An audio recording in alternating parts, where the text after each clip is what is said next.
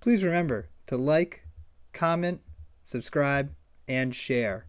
In the description of this video, you can find my compiled link. Through there, you can find ways to support the channel, my other social media, and more. I hope you enjoyed this video, and thank you for watching. How's it going, everybody? CJ here, back with another video. We're doing a first thoughts today. This first thoughts is on Hidetsugu and Kairi. This is a really sweet blue-black commander, ETB brainstorm. When it dies, you can flip the top card of your library. If it's an instant or sorcery, you can cast it for free and deal damage to your opponents equal to the mana cost. Super cool card. So the game plan for this deck is going to be ways to manipulate the top of your library, including brainstorming with Hidetsugu and Kairi. And then also sacrificing Hidetsugu and Kairi, so that way you can get the death trigger and cast things off for free and deal a bunch of damage and do good stuff. So the categories that we're talking about today include ways to return Hidetsugu and Kairi from your graveyard or stop it from dying when you get the death trigger off, so that way you can not have to cast it from the command zone over and over and over again, racking up the commander tax. After that, we're going to talk about some ways to sacrifice Hidetsugu and Kairi, so that way you can actually get the death trigger. That seems pretty important.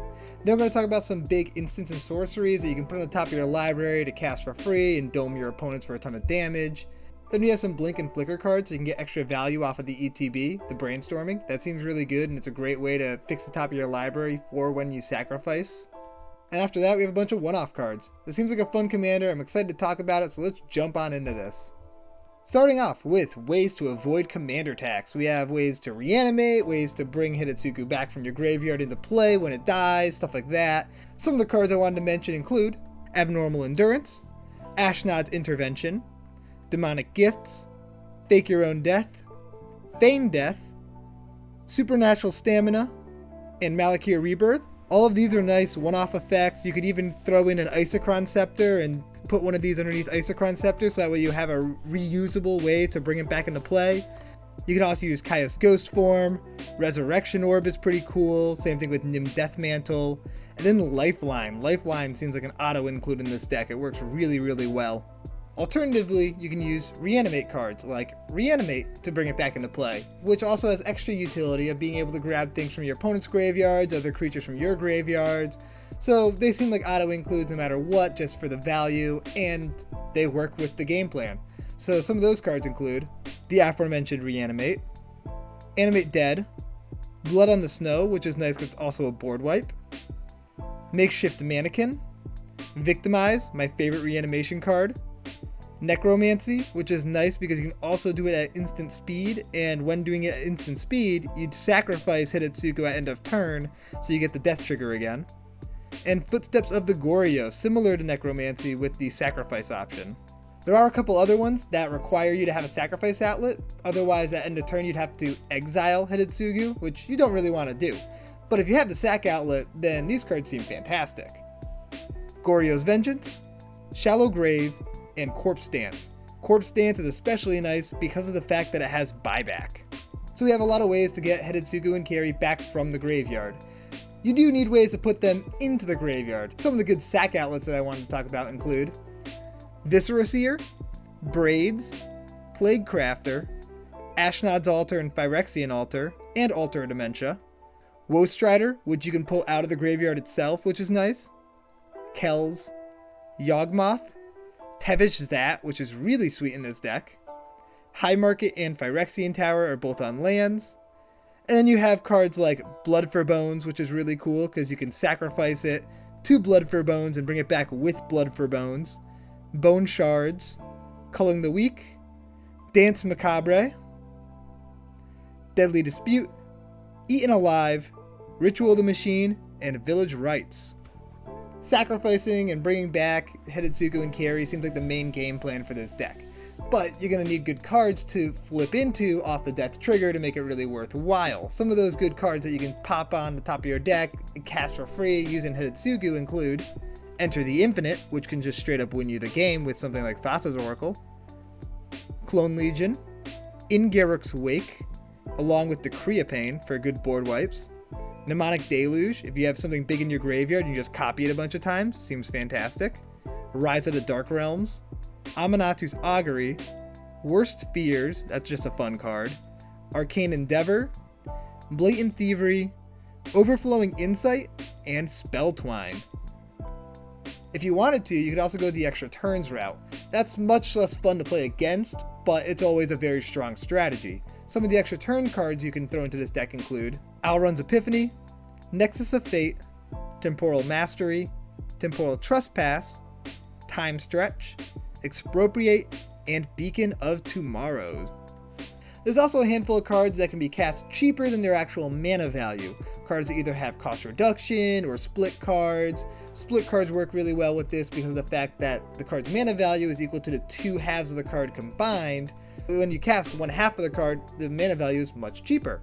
Some of those cards include Dig Through Time, Spite and Malice, Said and Done, Rags to Riches, Commit to Memory, and Connive and Concoct. There's also a handful of high value reanimation spells that you can cast off of Hidetsugu's trigger and then bring Hidetsugu back into play using the said reanimation spells, which seems pretty synergistic, and they have additional value on top of it. Some of those cards include Breach the Multiverse, Grave Endeavor, Ever After, and Ghoul's Night Out. I love Ghoul's Night Out in this deck because it gives Decayed, which is another way to just sacrifice Hidetsugu and Kairi and get value again. You don't want to be blind flipping though with this deck. You want to know what's going to be on the top of your library. And there's a very easy way to do that using Hidetsugu and Kairi's ability of brainstorming on ETB. So you can use blink effects or flicker effects so that way you can utilize that brainstorm more often and kind of control what you're going to flip into. Some of the ways to do that include Conjurer's Closet and Thassa. Both of those let you do it every turn. Deadeye Navigator seems fantastic for this deck. You could also throw in a Peregrine Drake for an infinite mana combo if you wanted to. Displacer Kitten, super powerful card. Essence Flux, Ghostly Flicker, and Teferi's Time Twist. You can even run Panharmonicon if you're going to be running all of these blink and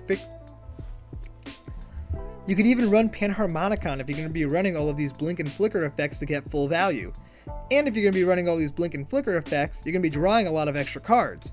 So cards like Elhammer's Archive, Teferi's Aegis Insight, and Tomorrow Azami's Familiar seem great in maximizing the amount of cards you actually draw.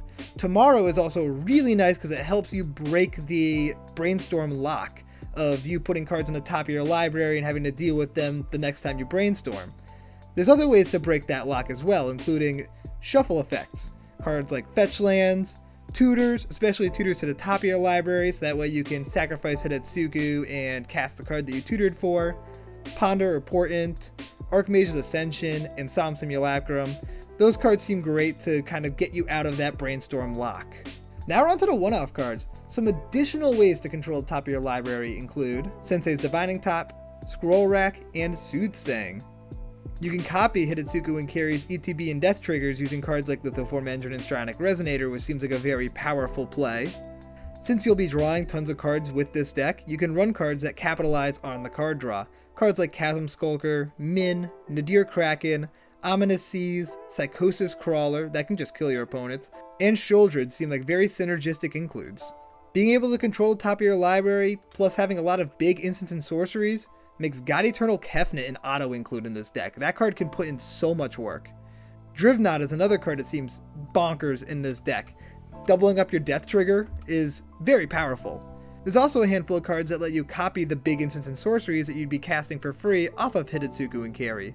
Some of those cards include Jin-Gitaxias, Swarm Intelligence, and Twin Cast.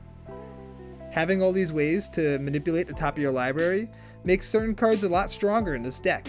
There's a few cards that kind of mimic Hidetsugu and Kairi's second ability, being Baneful Omen, Keen Duelist, and Twilight Prophet, making it so you can do a lot of damage really easily just by drawing cards pretty much, just by revealing a big card on top of your library that you would have put there by brainstorming.